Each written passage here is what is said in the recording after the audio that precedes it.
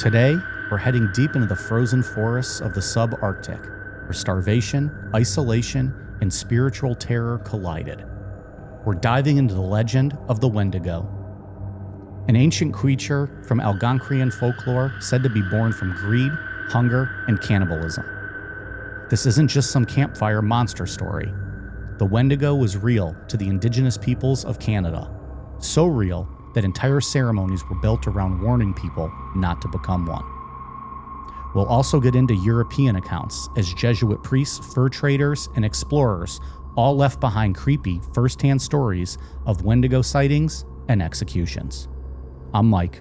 I'm Ian. And I'm Dave.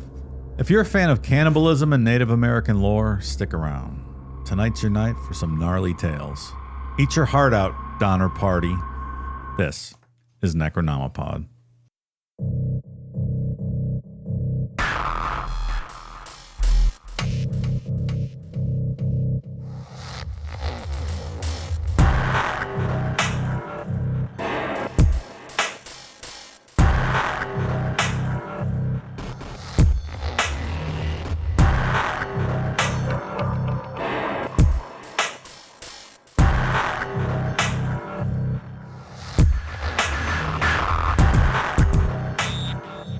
So back after a week. Did you guys have a nice week off?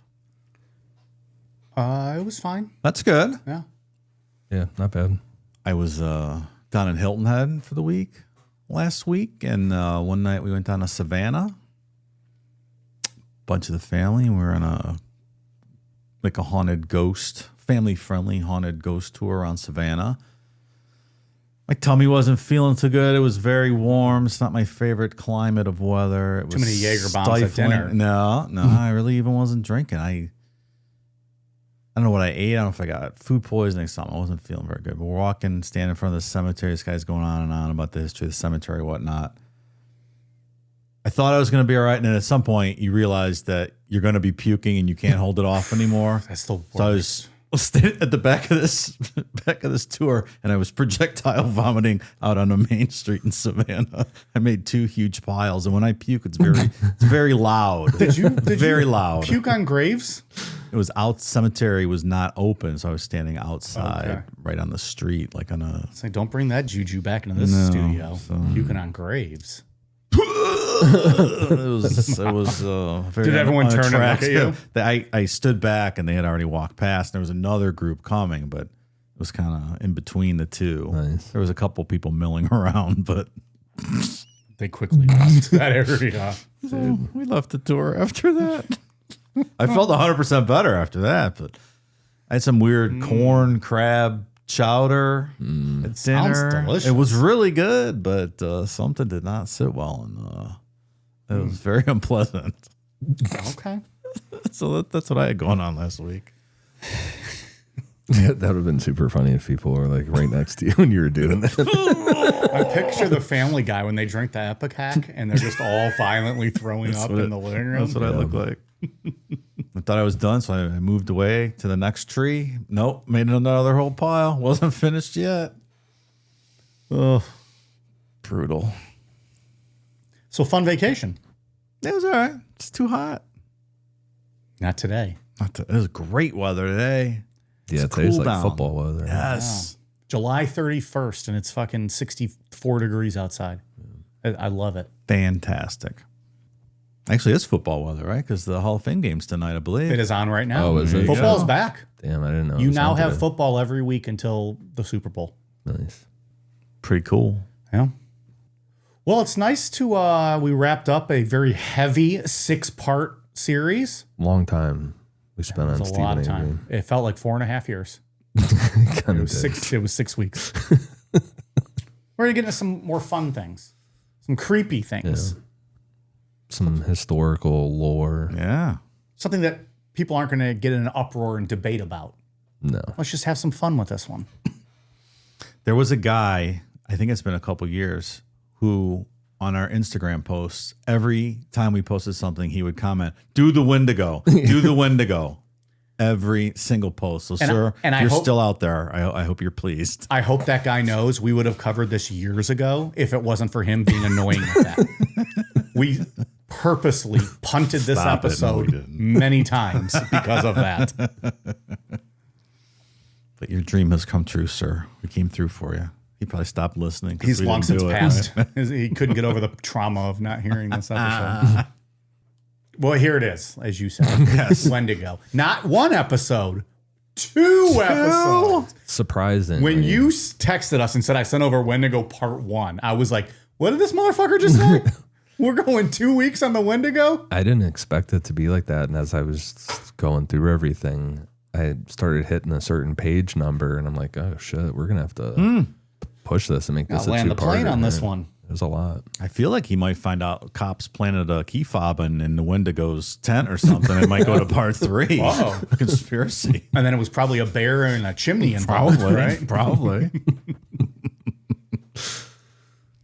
All right, well, let's jump into this one. The Algonquian people who passed down the Wendigo legend lived across a huge stretch of subarctic land from the western Great Lakes around Hudson Bay out east toward Labrador. It was dense forest, thick swamps, spruce trees everywhere, and patches of ground that stayed frozen year-round. The climate gave them short summers with plenty of food, followed by winters that felt like they lasted forever. Life swung back and forth between having plenty to eat and times where food ran dangerously low. Late summer and fall meant easy fishing, wild rice harvest, and good hunting, but winter brought starvation. Ojibwe calendars called February the hunger moon because that's when stored food typically ran out or getting pretty close to running out. That's not a good time of year to run out of food. Almost everything about Algonquian life, their hunting methods, beliefs, and stories revolved around surviving those harsh winters.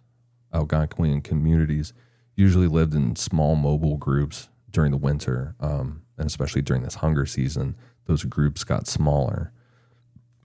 By late fall, after everything froze up, larger villages split into tiny hunting camps of about 20 to 40 people, usually just a few extended families. They spread out to ensure that each group would have enough hunting ground to survive. Those isolated camps had nobody else to rely on, making the fears of starvation and cannibalism way more intense. If they ran out of food, no one was coming to help. Because of that, they had strict rules about sharing. Sharing food just wasn't encouraged, it was mandatory. Hunters who made a kill had to distribute meat and rendered fat to everyone. Hoarding food wasn't just selfish, it was very dangerous and morally wrong. Yeah. I had a lot of I agree. I had a really good time researching this. Yeah. I just like belief systems like Sure, this, like sure. learning about it, like how just, I don't know, how it all plays out. Like you run out of food, so you got to fucking teach people to not cannibalize each other, and Yeah. you come up with this lore, you know? And Yeah. the practical reasons behind that lore, sure. Right. And like how just they interweave the concept of sharing in their belief systems. You know? That's Very cool. So like we said, this is the hunger thing. It's a moral threat. Elders taught that selfishness during the winter could literally kill you. It upset the spirit world and threw everything out of balance. And that's where the Wendigo legend came from. It turned hunger and greed into an actual monster that devoured people. I think the bears have it right, don't they? What do Stuff they do? yourself and hibernate for the winter months. Dave, I literally Conserve try energy. that every night we record. Doesn't work. Every night I go home and I'm like, you know what? We're recording right now on a Thursday. I'm gonna stuff myself till Sunday. And I wake up tomorrow morning and I'm fucking Doesn't hungry. work, huh? Yeah. And I'm eating poached eggs on rye bread. That sounds great. Oh, it's delicious. You know what I've recently discovered? Here I go again. How much I love soft boiled eggs. Oh, I used to eat those all the time. Oh, they're so good. Fantastic. Is Have you that had like them? ramen eggs? Is that what that is? Or Yeah, kind of. So it's like the hard the what's the white called? The The what? The egg white. the egg white is firm, but the inside's still runny. so 3-minute egg. okay. Like a ramen egg, 6.5 minutes. Yeah. You put it in a cup and take the top off and dip your bread in there. Oh, it's so good. Oh, yeah. I have actual And you cups, smash it over a piece of toast. like yeah. rooster cups for those. Nice.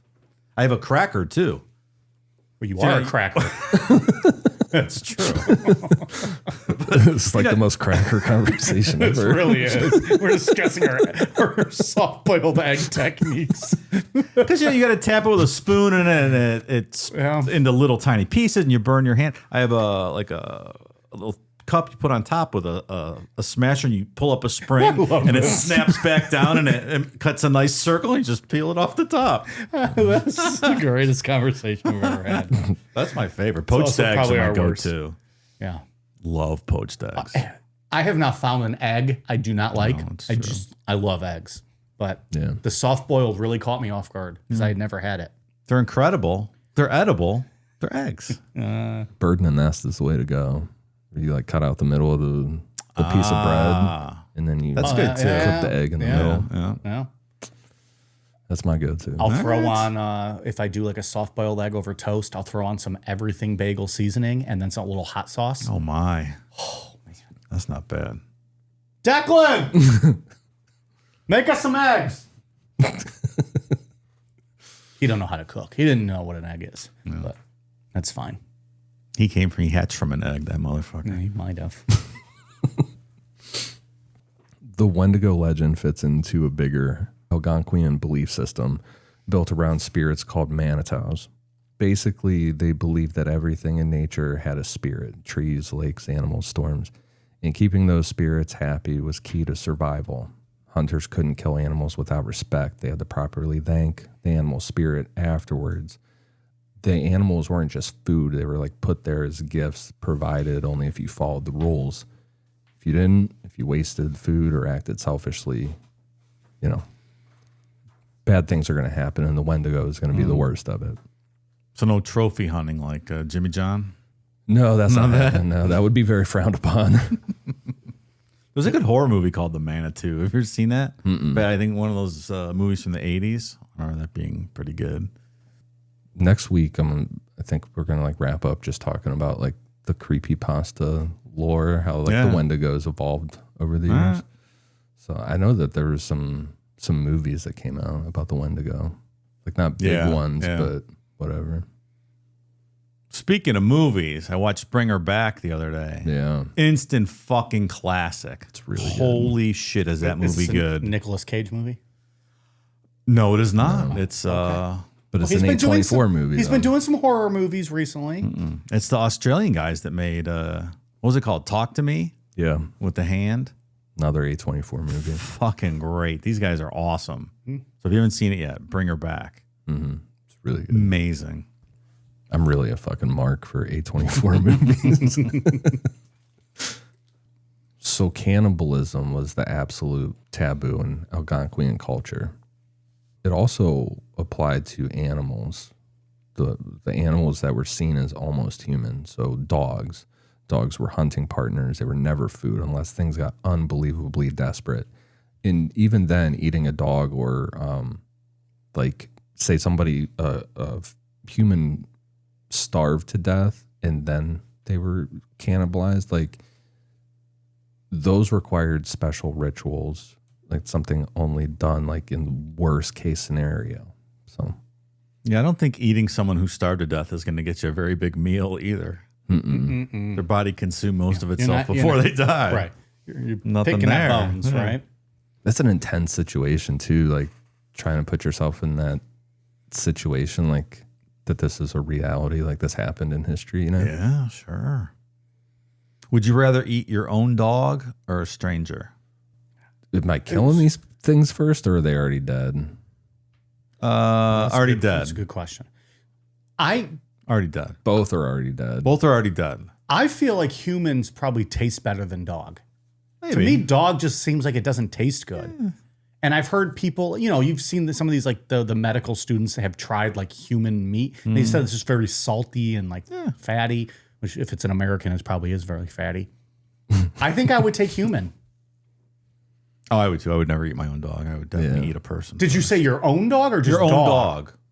Oh, I would just go across the board. It doesn't matter I whose would dog just it take is. human meat. If Okay. you offered me a little piece of human meat or a little piece Yeah. of dog meat, I think I would do human meat. All right. Yeah, I'm definitely not eating dogs. We all agree. Yeah. All right. Watch out, motherfuckers. We're cannibals. We'll eat your ass. Well, we'll eat your ass, but then if you die, we'll eat you. There's some ass-eating cannibals again. They're hungry. We start with the asshole and then eat the rest. Right to the asshole.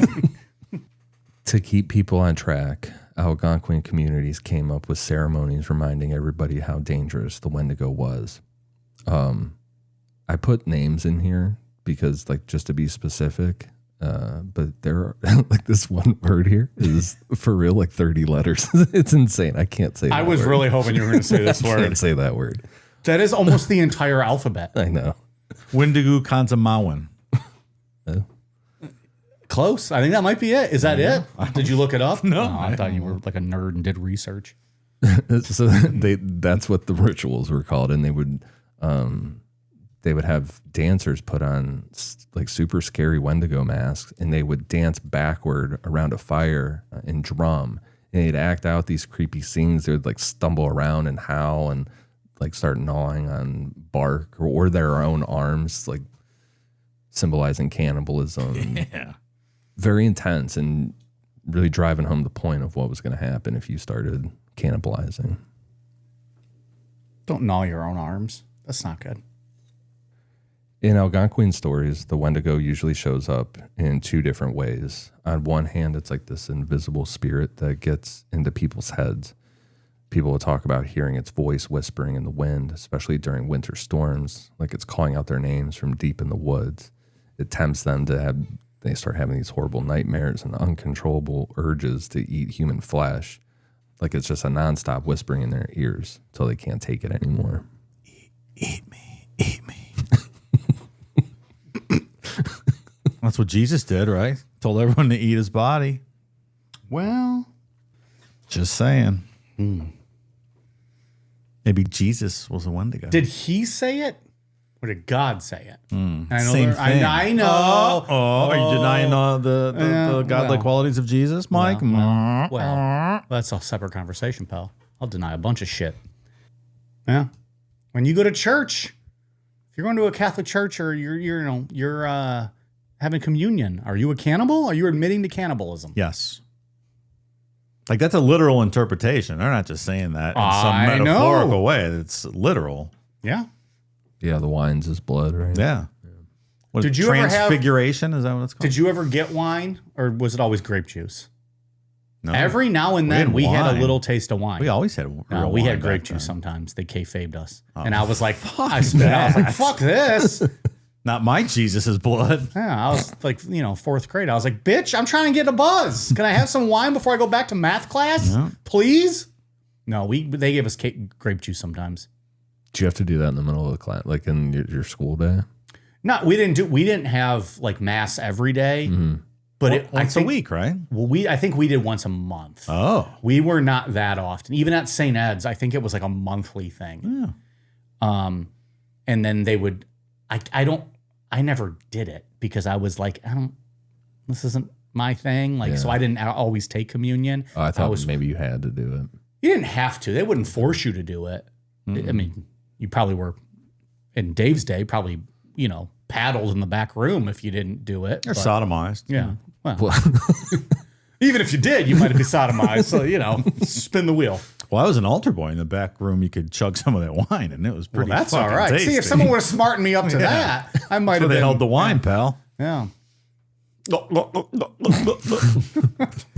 But no, I don't. We were like once a month. I think we did it in school because I was a Catholic school. Yeah. Like once a month, I think. And then you would go with like your family on Sunday. Yeah. But it was all.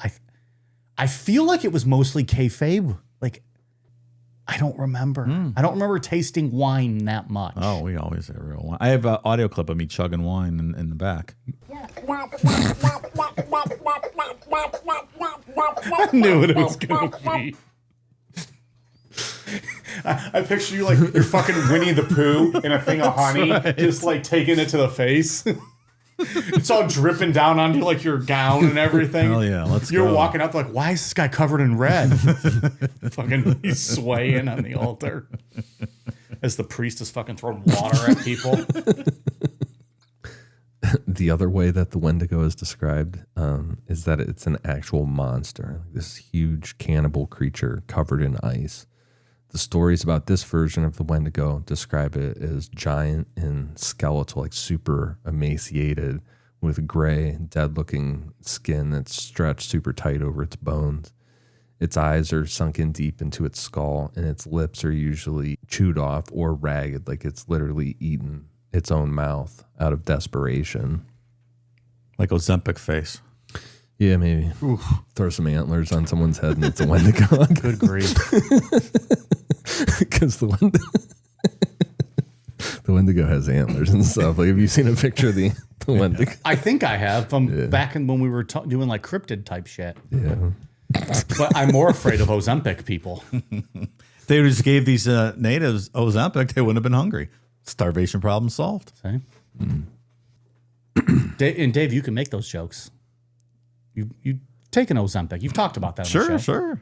I wish I could. I can't take it with my bipolar medication. Really? They just like turn me down. Like, no, get out of here. Get the fuck out of here, asshole. No. You can either be fixed of bipolar or you can be fat. Take your pick. Or you can be skinny, excuse me. Right. Okay. Skinny and loony or fat and contained? I like fat and contained. Give me that. I have not taken Ozempic. At some point in my life, I will take Ozempic. That being said, those Ozempic faces and bodies are terrifying. People need to know when to stop, right? Like, isn't that the thing? Like, you need to know when to get off of it. Yeah, you see these celebrities that just look sickly. Yeah, it's too much. A lot of people like, and you do a side by side, and you're like, well, you had a nice, cute, round face, and now you look sick, hollowed out. Yeah, that's the only thing. Like, I'm all for it if you want to do it. Just gotta, I guess, know where the limit is. Yeah, I have a big, round Ukrainian head. I don't think it will. As much as I take it, I will never look like the that. thing is, your body will get smaller. It'll just make your head look fucking bigger. Just like we said, it's got like this, its teeth are all super sharp. Its mouth is all ripped up, like, bloody gums, everything. Some legends say that its heart is solid ice and that whenever it's around, there's this faint smell of frozen decay in the wind. There are also stories of villagers spotting Wendigos melting away when spring comes, dripping icy waters that are heading north. These creatures usually tower over people. They're extremely tall, but like we said before, they were super thin. You can see the bones through their skin. And there you just wander through the forest, especially way out by the timberline looking for people to attack and eat. Even though these two versions, like, they sound like two completely different things, you know what I mean? There's a physical and a spirit. But Algonquian elders didn't see a contradiction. They saw both as different forms of the same evil force. Usually the Wendigo would start as this invisible force, tempting somebody to cross into cannibalism. But once that person actually gave in and ate the human flesh, they'd physically transform into that giant monster version. And at that point, according to the legend, there was no turning back. Their heart had turned to ice and their humanity was gone forever. That's a shame. That's a shame. Guess I'm just gonna go eat all the dead bodies I can now. I mean, I'm coming back from this. There are stories of families having to restrain relatives who started showing cannibalistic urges, trying to get them under control before it was too late. But usually if someone had fully crossed that line, the community would eventually realize the person wasn't human anymore. And once it got to that point, there was really only one option left, and that's something we'll talk about in a little bit when we get into their laws. Within their community, shamans and medicine people were the ones responsible for protecting everyone from things like the Wendigo. They were healers who interpreted dreams, did all the rituals. Like we said, they were the first line of defense if someone started showing signs of turning into a Wendigo. Different groups had their own names for these healers, but they all served the same purpose. If someone started having these nightmares about eating human flesh, or they started acting weird around food, like they were hoarding stuff, the shaman would immediately be brought in. They would use rituals, try and figure out what was going on. One common practice was the shaking tent ceremony, where the shaman would sit inside a small, specially built tent and call on spirits for answers. We'll get into that one more next week. If the tents are rocking, don't come a knocking. I think they put that bumper sticker out on the tent. Another approach was using a sweat lodge. They'd build like this, a tent pretty much filled with hot steam, meant to cleanse the person spiritually. How it's told is that shamans would sometimes get these intense visions that were direct confirmations of the Wendigo's presence. The rituals were to help the healer understand whether the person was just dealing with extreme hunger, experiencing a mental breakdown, or if a Wendigo spirit had actually gotten involved. If the shaman decided someone had Wendigo sickness, they had a few different things that they could try. One was putting the person on a strict fast, starving the Wendigo spirit of the food it wanted, which that is just super counterproductive, right? Like the person's already starving. I'm literally on a fast. That's what's driving me insane. Oh, you need more of that. We talked about the sweat lodge thing. They would try and do that. Sometimes they would have the person publicly confess to their cannibalistic thoughts, hoping that getting everything out in the open would weaken the Wendigo's grip. Shamans also use sacred herbs and different songs. There's stories of them staying up all night singing next to someone who's right on the edge of becoming a Wendigo. Turning Wendigo. I think I'm turning Wendigo. I really think so. In some stories, doing these rituals actually worked and the person got better, but more often than not, the healer's efforts failed or it was just too late. And at that point, the shaman's role shifted from healer to executioner. There was a community sanctioned sacrifice. Kill that person to protect everybody else. One more thing before we get into the European accounts. I wanted to bring this up because, like I said earlier, I had a lot of fun researching this and just kind of reading about the belief systems. I bet you did, pervert. Stole Dave's bet. I stole Dave's bet. It's interesting how they double up the Wendigo sometimes. Like there's a bonus if you resist it. Because the winters were so long, women were almost certain to go through a portion of their pregnancy during a period of potential starvation. Everybody understood that pregnant women needed extra nutrition and that cravings were something that comes along with pregnancy. Like pickles and ice cream? Yeah, that kind of stuff. Ooh. That's a thing, isn't it? I don't know. Is it? Is that real? That's what I always say. Shit like that. I've never been pregnant. I promote safe sex. What was that fucking that Danny DeVito movie where Arnold Schwarzenegger was pregnant? You remember that movie? Twins? Twins is the one with those two. I don't remember Arnold being pregnant. Wasn't somebody pregnant in the movie? I don't know. I thought they were just twins. No, I think something got fucking weird. Hold up. What? Maybe I'm just really high. And Arnold Schwarzenegger was with child? I don't remember that. It's not a baby. Yeah, Junior. Oh, Junior. Yeah, sorry. Is Danny DeVito in that? Yeah, he is. Like, he's fucking pregnant. What the fuck? Oh, Is that the West Wing? Who is that? No, never mind. I thought it was whatchamacallit, Josh's assistant. What's her name? Oh, Donna. I thought that was Donna Moss. It's Emma Thompson. So yeah, that's what I was talking about. I don't believe I've ever seen that one. No, I have not. Not sure I want to. That's really fucked up. The film follows Arnold Schwarzenegger, an Austrian-American scientist who agrees to undergo a male pregnancy from a newly developed drug. The film marked the third and last collaboration for Reitman and Schwarzenegger. Succeeding twins in Kindergarten Cop. Does he poop out the baby? I don't know, man. Kindergarten Cop is so fucking good. That's funny. I loved that movie as a kid. Still, I love that movie, but I knew that there was something you're weird right. about it. pushes it out his pee hole. Oh, like a kidney stone. Oh, I just saw that episode of Seinfeld the other day when Kramer's at the circus, dude, and he pees it out. My understanding is that is one of the most painful things ever, and I hope that never happens to me. Yeah, I don't want to fuck around with that. So the idea was that a pregnant woman who gave in to extreme hunger could unintentionally invite the Wendigo to latch onto her or her unborn child. So everyone in the camp would go out of their way to make sure a pregnant woman got whatever she craved, just so she wouldn't start feeling desperate. In most groups, if a pregnant woman suddenly wanted fresh meat or fish in the middle of winter, hunters or fishermen would head out specifically to find exactly what she asked for.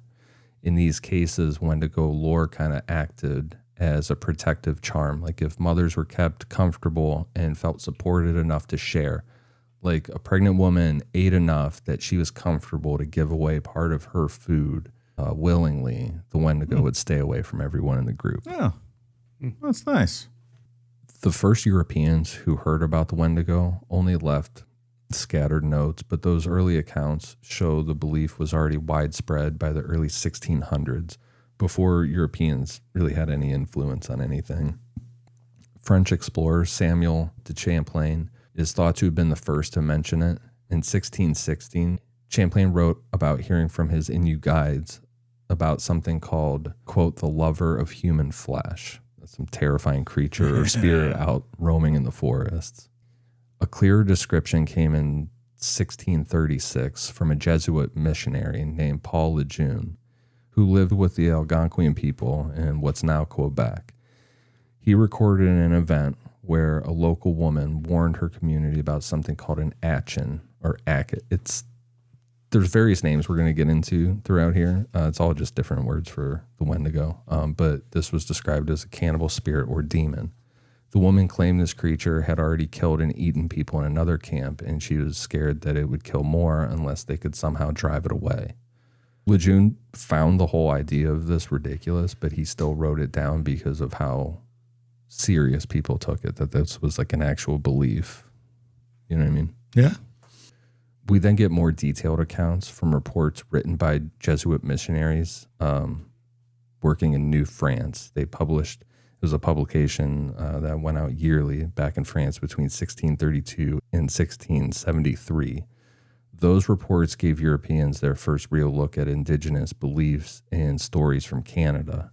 Missionaries recorded local descriptions of a cannibal spirit and writing down several different names that indigenous groups had used for it. And this is going to firmly bring the Wendigo legend into European writing at this point. It's terrifying, right? Yeah. It scared the people. Got them going.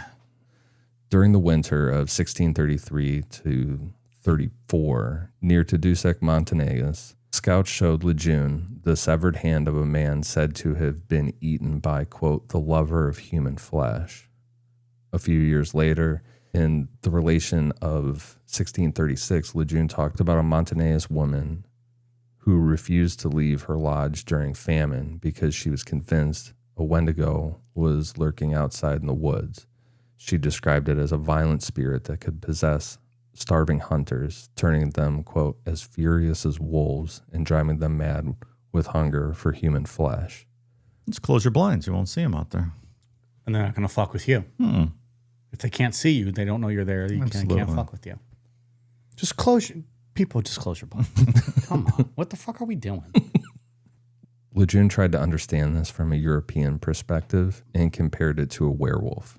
He thought of Wendigo cases as kind of a demonic possession, calling it, quote, neither lunacy nor hypochondria nor frenzy, but a combination of all that caused an extreme and uncontrollable hunger. He believed the only cure was spiritual. It'd be a Christian baptism to protect people from the devil, who he thought was the real force behind this whole thing. Your legends are silly. The real culprit is my even sillier legend. Come on. Wendigo? Come on. It's obviously the devil. Turning their nose up and laughing at them. Oh, faith. Who needs it? While Lejeune was working with the Montagnais, another Jesuit named Father Jean de Brebeuf had heard pretty much the same legend from the Huron-Wendat people during the late 1630s and 1640s. Brebeuf wrote down the Huron word, not even going to try to say it. It's another one of those words. It's all vowels. It's all vowels. It's like another one, like Wendigo, like another Wendigo pronunciation, right?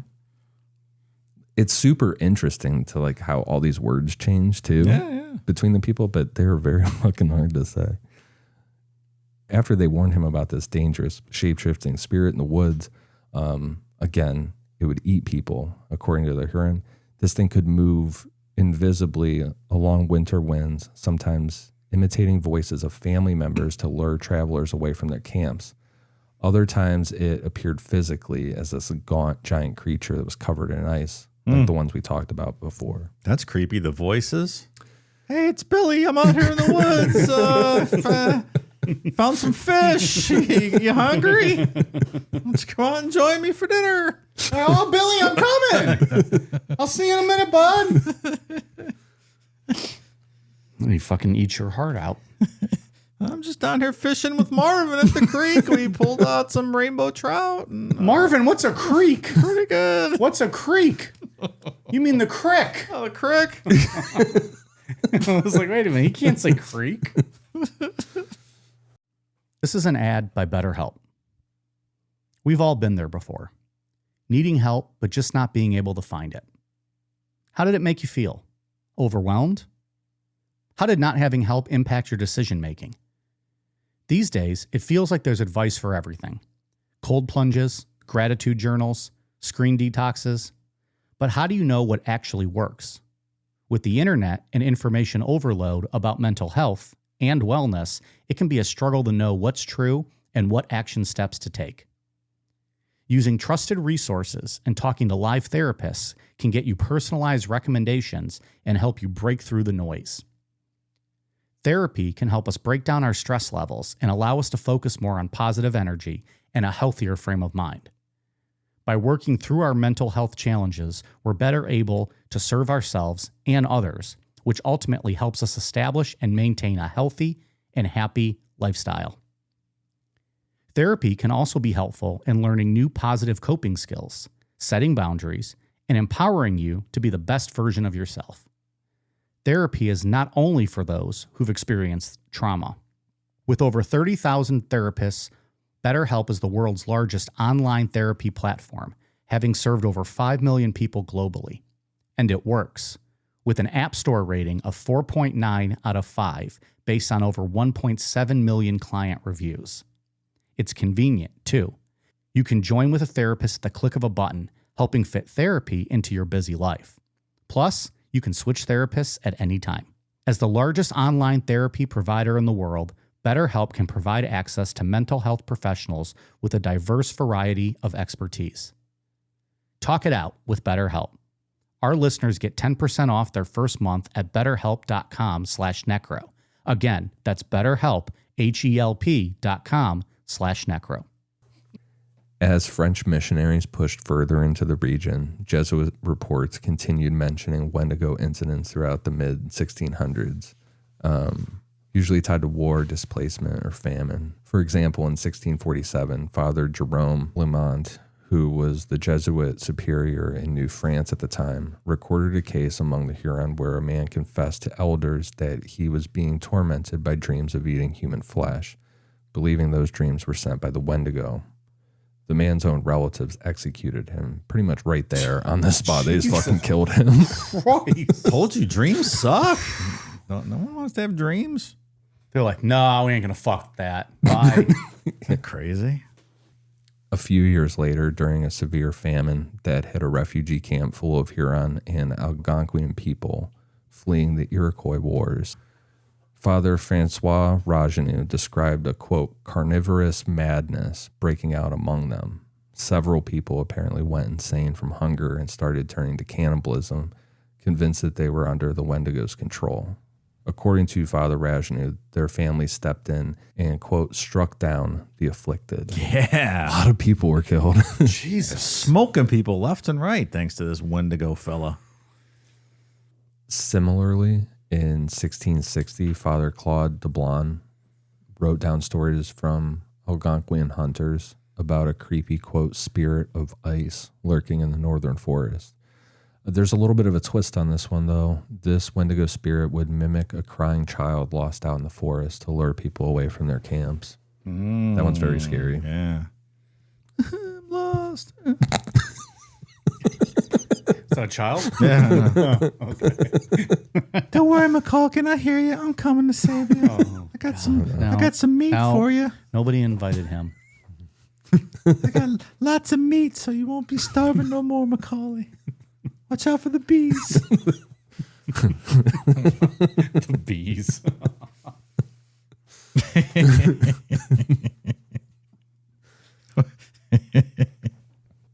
The Jesuit relation of 1661 has one of the most intense early descriptions of the Wendigo.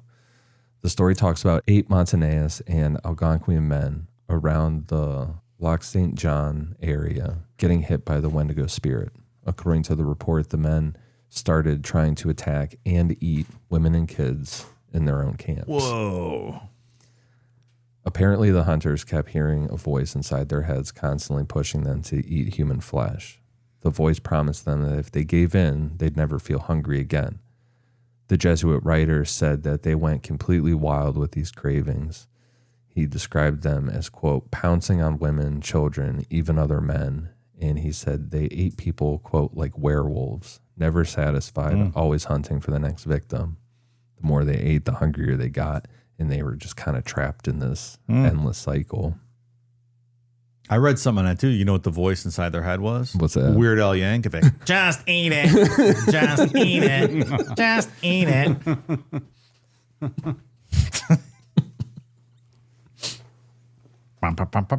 Isn't he doing like a big tour right now too? He is on tour. That'd be fun to go to. He's going to be at that Shaky Knees thing I'm going to. Oh, sure. Are you going to see him? Yeah. Oh, that's awesome. Heck yeah. Cool.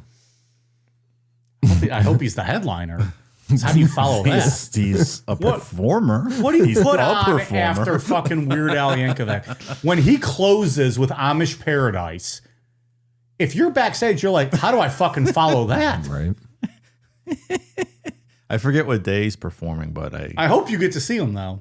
yeah, I should. I believe My Chemical Romance. Well, I don't want you to throw up. I don't want you to throw up in a parking lot. Well, that's true. I've never even heard of My Chemical Romance, so that's not even relevant. It's ridiculous. They probably paid their way to that. Because I'm fat. I'm fat. He comes out in a fat suit for the show. It's so good. I can't wait. Oh, I'm excited for you for that. Nothing else, but that one. Yeah, that's all. That's what I'm going for. Weird Al. I couldn't name a half of a My Chemical Romance song. So family members and other people in the camp stepped in to restrain these men, tying them up and eventually putting them to death to protect everyone else. The Jesuit report said, quote, death is the sole remedy for stopping that kind of madness. After they were killed, the men's bodies were burned to make sure the evil spirits couldn't come back. Not wrong. What are you going to do?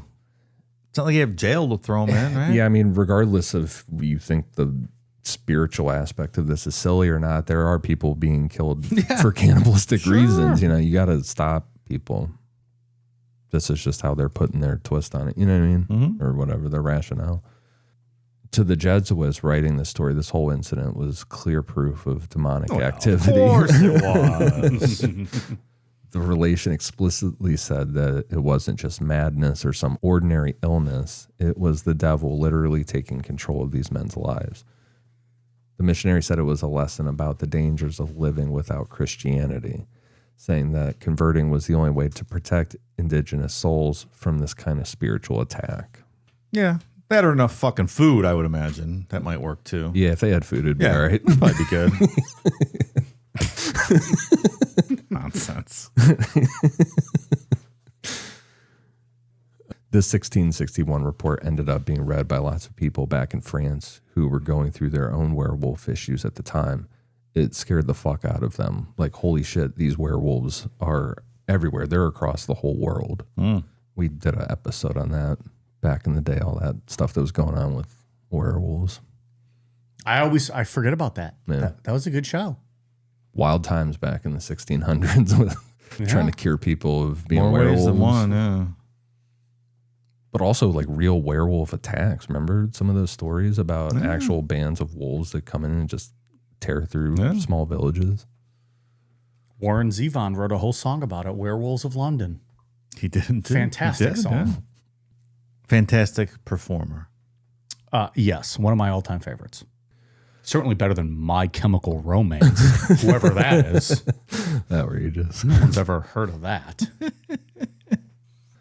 By the late 1670s, Wendigo stories weren't just limited to Jesuit missionaries anymore.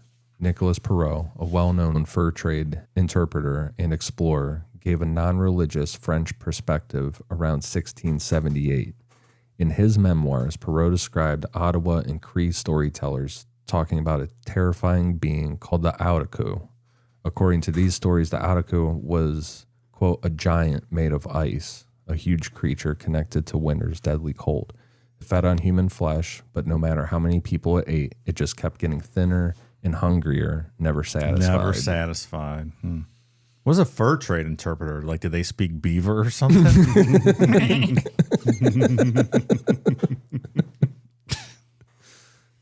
Yeah, I speak Beaver and buffalo. That's just it. Just hides. Perrault also mentioned that indigenous parents used the name Oudico to scare their kids into behaving, similar to a European boogeyman. According to some historians, this boogeyman angle is the first true blend of European and Algonquian lore that's going to end up shaping the lore that we have today about the Wendigo that we'll talk about at the end of part 2. I like the Baba Yaga. That's my boogeyman. John Wick, the Baba Yaga. I don't know that. I've seen That's John like Wick. Russian for boogeyman, right? They call them the Baba Yaga. Oh, is that what it is? Was that in John Wick? Is that why you said that? That's what they call them. Okay. I just Right? don't recall that. I've seen the first John Wick, I think. I think Baba Yaga. That's a cool name. I know. Baba Yaga. I watched the Babadook the other night. Oh, That's a good one. That's a great one. Fucking hate that little kid in that movie. God damn. Kill that kid. I know. Jesus. Get him, Babadook. Get him. What are we doing here? Annoying little fuck. After the Great Peace of Montreal in 1701 ended decades of tribal and French Iroquois fighting, French fur brigades and later British traders moved west and north into Cree and Ojibwe lands. This expansion wasn't great. Beaver populations were trapped nearly to extinction, forcing hunters to travel farther and farther for pelts. On top of that, epidemics like smallpox outbreaks in the 1730s, and especially the devastating smallpox wave of 1781 and 1782, killed thousands and thousands of people. Poor beaver to extinction. Yeah. Sounds like me in college. Beaver They were so killed. mad at me. They're like, dude, stop. Leave some beaver for the rest of us. Extinct. Now I'm like, no. Player's going to play.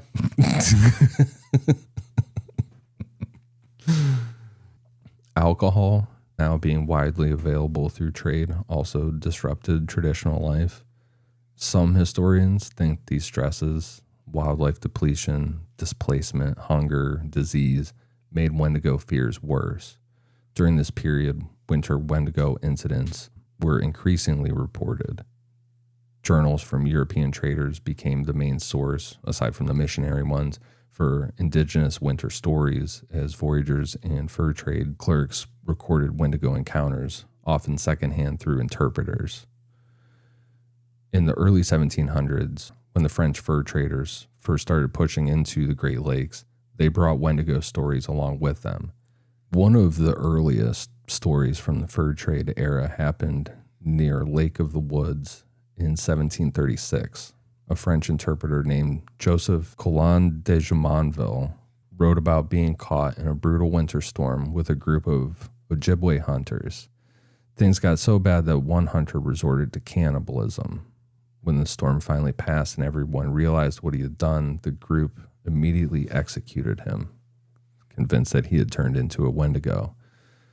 They went even as far as removing his heart and burying it separately, believing that if they didn't, the evil spirit might return.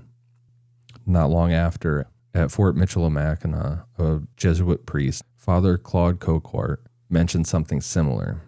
He had met guides who absolutely refused to travel at night across the ice because they swore they could hear Wendigo cries in the dark, howls that started like wind but ended in a child sobbing. It spooked these guys so bad that they wouldn't leave camp after dark. Look, if I'm traveling with experts and they're too afraid to cross, I'm like, yeah, I'm gonna take your word on this one. Let's just camp here, pop a bottle of whiskey, and roast some hot dogs and hang out. I mean, it's scary shit to be out there to begin with, and you put this into the mix. I don't like fucking with frozen ice or frozen ice with like iced over waters. You don't like that?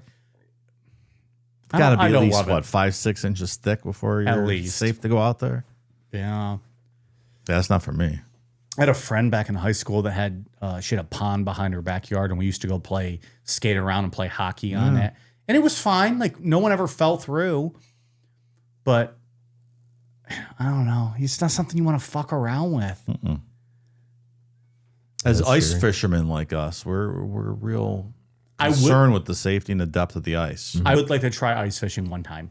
That looks fun. We've talked about that before, and several We did ice say that. fishermen Didn't we reached say out that? and said, if you guys are ever around here, love to take you out ice fishing on the lake. And I would love to do that. I have not been fishing in probably 20 years. Just general fishing. No. I enjoy fishing.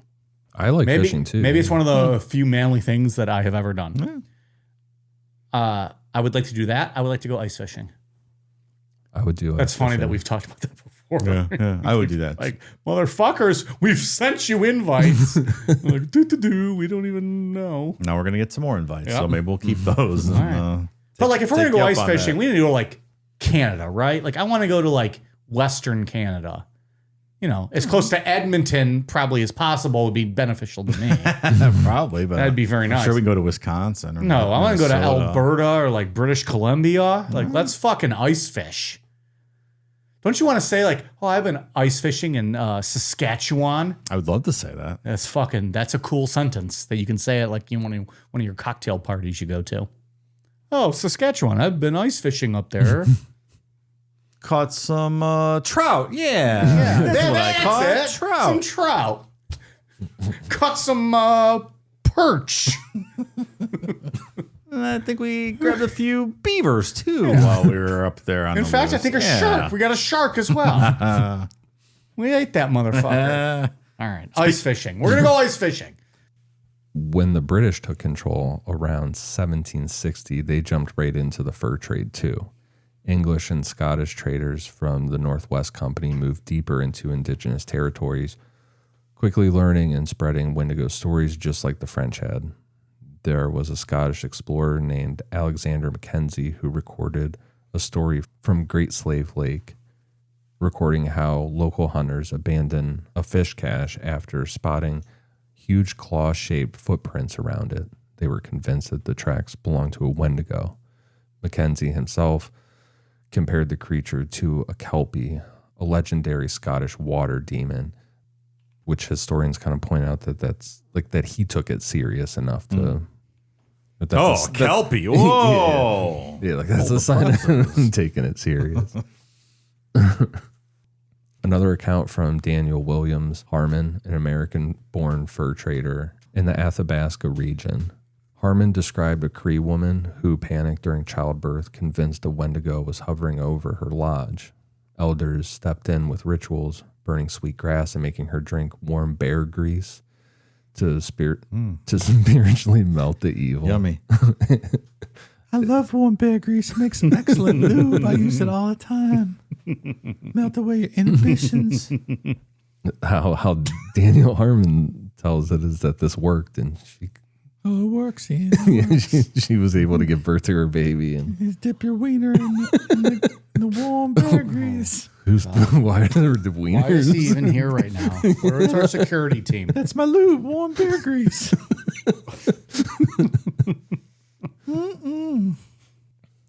Sir, please go away. John McLean, another fur trader, shared a story near Lake Nipigon where 3 voyagers disappeared in a blizzard. Their partially eaten bodies were found later, and no one knew exactly what happened. But the group got so scared, they appointed a guard to stay awake every night on, quote, Wendigo watch, making sure nothing else happened. You know what John McClane said when he saw the Wendigo? What do you say? Yippee-ki-yay, motherfucker. Sounds about right. He don't remember saying that, but Well, he did. He did. Everyone else remembers it. Except you, because you never saw the goddamn movie. I refuse. That's from Star Trek 4, right? With Bruce Willis. Yeah, that's the one. Trek 4. The Wrath of John. Eventually, when Hudson's Bay Company merged with the Northwest Company, quote, Wendigo mania began appearing regularly in their records. People were coming into trading posts like Norway House, terrified they were becoming Wendigos. The HBCs started giving out extra food during harsh winters to prevent starvation, and to avoid. I mean, this is the fix, right? Food is the fix for this. Yeah, they're trying to stop this logically at this point. Now we're starting to get into the logic a little more. Did you guys ever watch the show Frontier on Netflix? No, With Jason Momoa? I've heard of it. I've never Like it was around the fur trading, the late 1700s out there, and he was a half Cree fur trader, and his name was Declan Harp. No. It's a really good fucking show. What's it called? Frontier. It stopped after Late 1700s? Yeah. Okay. It was really good. Just Brew Jared turned me on to that. We've been waiting for a long time for another season, but I don't think it's ever going to happen because it was before Momoa blew up. They did 3 seasons, and really cool show though. Well, who did it originally? Like Showtime or HBO? Or It was a Canadian show. Oh, Yeah, okay. Declan Harp. Yeah. I've been in a binge with like Western, old Western type stuff ever since I read Lonesome Dove and get all fucking bonered up about that. So I started Deadwood, which really is just another name for whiskey dick. But I just started Deadwood, and I had posted on my Instagram. I was surprised how many people responded that love that show and said it's fantastic. I'm only a few episodes in, so I don't have a thought on it yet. I'm enjoying it, but I don't have a thought yet. But I watched some of that way back when. I never watched all of it. I don't remember if I liked it or not. yeah. Well, if you guess didn't not, finish if I didn't- it, yeah. probably not. You probably just were like fucking dipping out. But yeah, I got into that Western type stuff, the mid 19th century type. I'm still at 22% on Lonesome Dove, so Well, I'll get back to it one of these days. I've already read that and the sequel. The sequel any good? It was fine. Okay. It was fine. I kept interested, Not as good. but it was not. But I don't know how you could be. Yeah. For someone like, I think Lonesome Dove might be the best book I've ever read. Yeah. There are now 2 prequels that I have that I think I'm going to read. But from what I've seen review-wise, Lonesome Dove and then the sequel, Streets of Laredo, are the 2 best. Okay. And if I give Streets of Laredo like maybe like a low B, do I really want to dive into these other 2? I don't know. We have limited time. I'm going to have to look into some sources and trusted book reviewers and see what I do. But something about that era, I didn't think I enjoyed it. And then I was like, I fucking love this shit. No. Anyways, I was way off topic. Expanding horizons. Look at me. Try dipping your wiener in bear grease. It'll expand your horizon. Around the same time, a Native American agent named Henry Rowe Schoolcraft began writing down Ojibwe and Algonquian Wendigo stories. He interpreted the Wendigo symbolically as a representation of greed and excess, helping spread these stories even further and making them popular beyond just traders and indigenous communities. There were other notable cases too, like Fort Alexandria, where 2 Waukani men openly threatened cannibalism during a tough winter. The elders executed them. Just done. Yeah, We're- like you we're think good. words get out if you start talking that shit that Yeah. you might not make it. Maybe don't talk about your dreams. Maybe don't threaten cannibalism. Keep it to yourself. The Hudson's Bay Company officials noted the incident, but recognized it as justified, accepting the elders' decision rather than trying to interfere. That's the other thing, and kind of spoiler for next week, that I found really interesting reading this is like the chronology, like the timeline of going from when like this being acceptable and like, okay, we'll let them do this to where, okay, maybe we should step in a little bit because this is kind of getting out of hand. It's a fine line. Mercy killings are a fine line or whatever they're called. At Cumberland House, a Cree man who openly admitted to craving human marrow was sent into exile on a remote island. The elders hoped that isolation might cure him. When they checked on him after winter, he was alive, remorseful, and allowed back into the community. Missionaries praised the elders' choice to exile him rather than just kill him. More of a humane way to go about Yeah, that's it. nice. Come on back. Give him a chance. I'm surprised the guy fucking lived. Just sent him out there for the whole winter. I'm a big fan of bone marrow. I wonder what human bone marrow tastes like. I do like bone marrow too. Yummy. It is very tasty. This is a teaser for next week. We're going to talk a lot about bone marrow. Yeah? Human bone marrow Oh. next week. Yeah. Oh, can we have some? You want to do takeout, Dave, and eat bone marrow while we're discussing I it? am certainly up for that. Yum. I had at a place in town, Serenity, maybe the best bone marrow I've ever had. It was very tasty. That place is great. yes. They're currently out. They're Currently shut down for revamping. yeah, renovations and stuff. Yeah. Still? It's been a while. I know. Oh, I don't know if they're going to It's reopen. not looking good, Yeah, then I might not reopen. They had some very good bone marrow. I don't think I've had bone marrow there. I did. I It was my kangaroo there one appetizer. time. It was my appetizer that I had. It was Yum. very good. Have you had marrow? No. It's good. It's tasty. We're fucking cannibals, dude. We're fucking cannibals.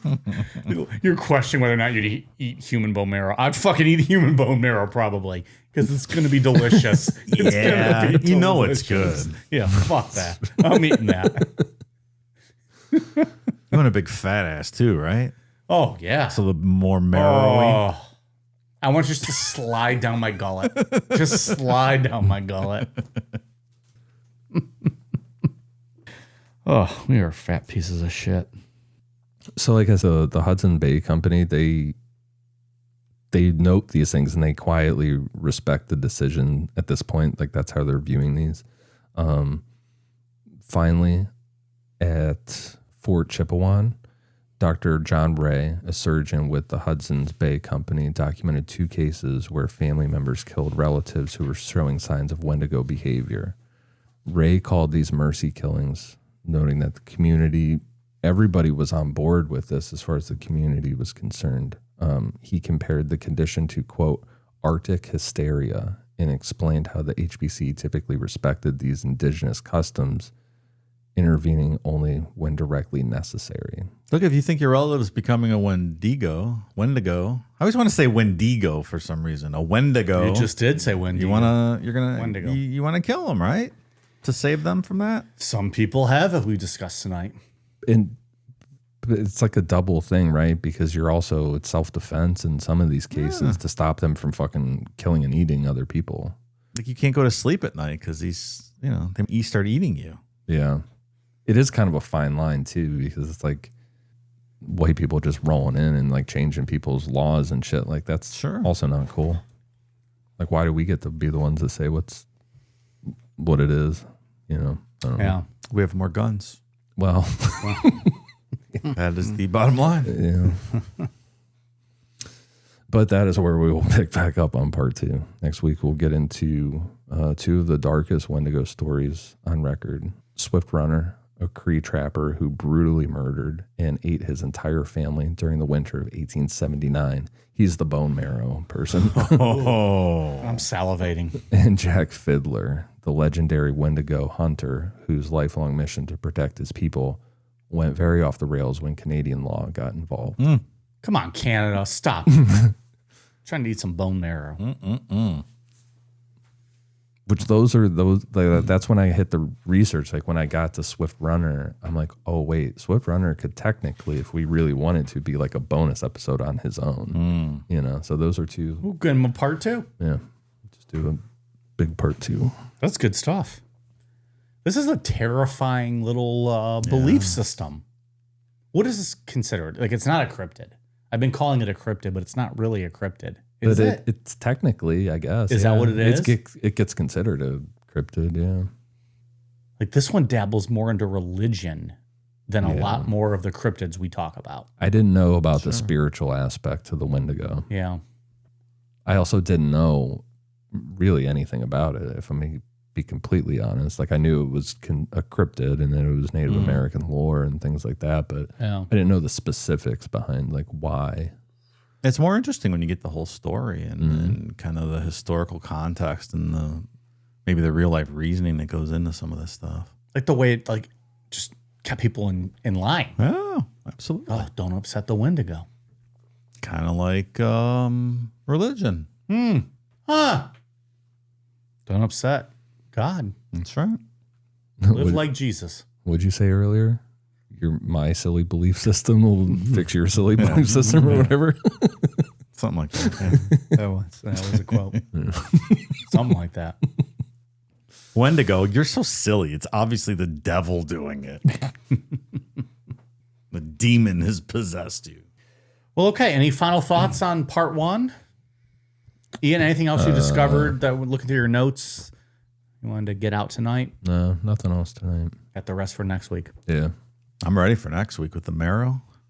Hell yeah. I'm going to be hungry that, like every week, that entire episode. Yeah. We'll talk about food again.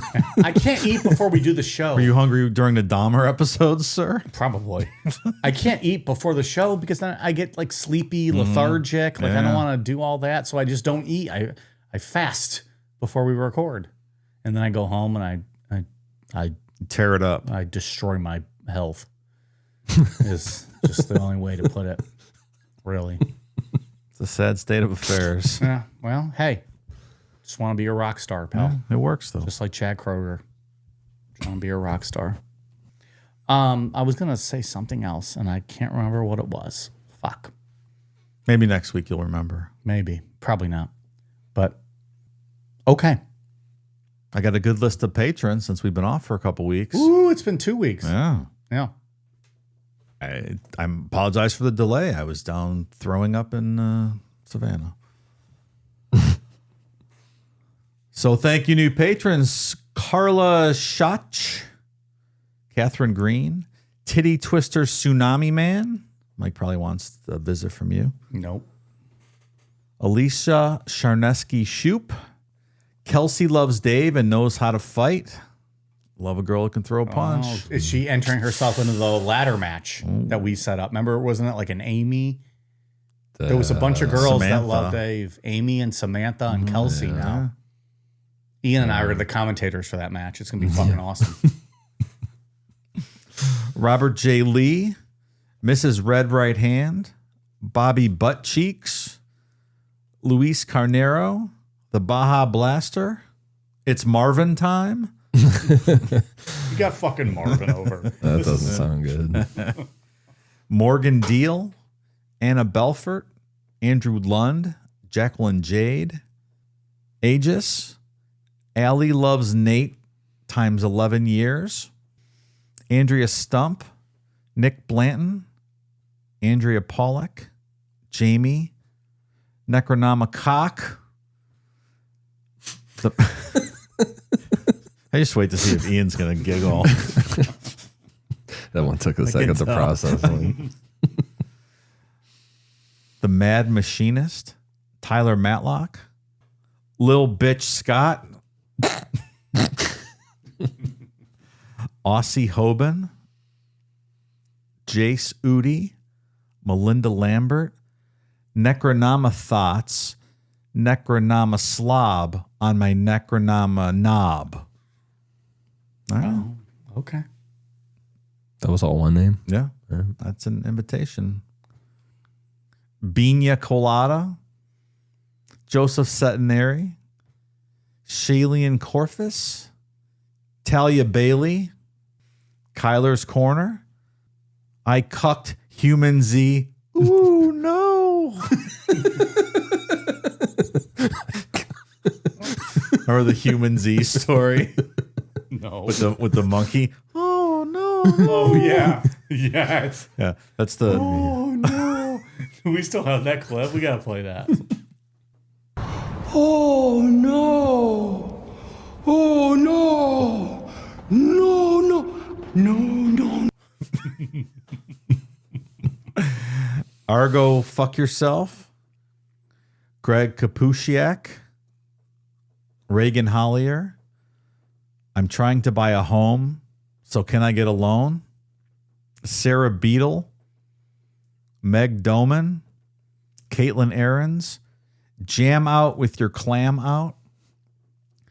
I call my wife Peter Griffin when my balls are on her chin. What does that mean? I don't know. I don't know. Like it looks like the big Family chin Guy? when the nuts are sitting on her chin.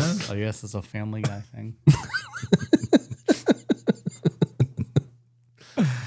Deanna Hebb, Bella, Mr. Creepy 666, Christopher Bowen, Brandon Shane Politz, Zachary Isaacs, Loveland Frogman from TurboTax. That's a Patreon deep cut. And Donald Yulstead. Thank you, new patrons. Okay. Ian, anything on your end? On Patreon, we just did a bonus episode on Paul Dinatch. We did that one a couple weeks ago. That was cool, man. Yeah, that was it's an interesting one. Time travel, but also maybe like a little bit of medical mystery to that as well. Yeah. With the coma. So I really like that one. that was a fun one. And then for our higher tiers, The Jim Jones tier, we did a Jake the Snake deep cut for Yeah. wrestling. yeah, deep dive on him. That's kind of a dark side of the ring type, Yeah. but And then we also at the Art Bell tier, we did a this or that show. The one thing we do on Patreon, I don't think we've ever talked about it on the main feed, but we always, every once in a while, we do these like kind of game show things that you come up with. Dave loves game shows. Yeah, and they're always real wild. Yeah. This or that's pretty fun. Yeah, this or that had some. Yeah, it was fun. Ian and I are given a clue, a context, a something, and we have to decide if it's this or that. And there was one on that show was this, that, or the other. And It's it triple was, threat. you had to decide, we'd play a clip. I played a clip for you guys, and you had to decide if that was a clip of Yoko Ono, an animal in the wild, or a porn sound from a movie. It is literally, of that entire show, the category I did the worst on.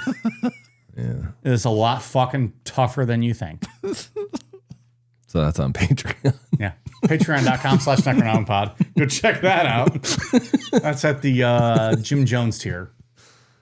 That's at the Art Bell tier. Art sir. Bell tier. Sorry. All right. Anything else? We good? I got a military shout out. Haven't had hell one in yeah. a long time. So, yeah, shout out to retired Staff Sergeant First Class Hopkins. Had some knee surgery a couple days ago. So I hope you're doing well. And thank you for your service, sir. Yeah, hope you're feeling better. That's good stuff. We are on Twitter, Facebook, Instagram, YouTube at Necronomipod, patreon.com/Necronomipod, amazon.com, search Necronomipod for the merch, and necronomipod.com. All right, you guys ready for a cool down beer? Cheers.